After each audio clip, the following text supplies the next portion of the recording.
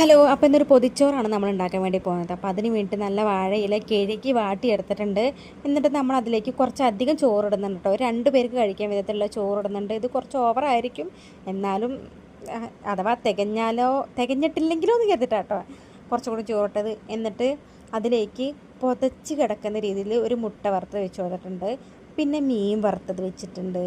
പിന്നെ നമ്മൾ നാളികേര ചമ്മന്തി ആയിട്ട് ഉണ്ടാക്കിയിട്ടുള്ളത്, അതും കൂടെ കുറച്ച് വെക്കുന്നതാണ് കേട്ടോ. നമ്മൾ കറികളോ മറ്റുപ്പേരിയോ ഒന്നും നമുക്ക് ഉണ്ടാക്കാനുള്ള നേരം കിട്ടിയില്ല.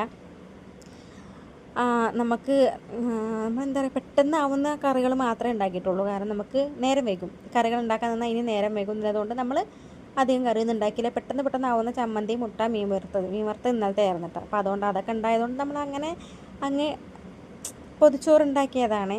എന്നിട്ട് വാഴയില നന്നായിട്ട് മടക്കി അത് പേപ്പറിൽ വെച്ച് പേപ്പർ നന്നായി മടക്കി ഇങ്ങനെ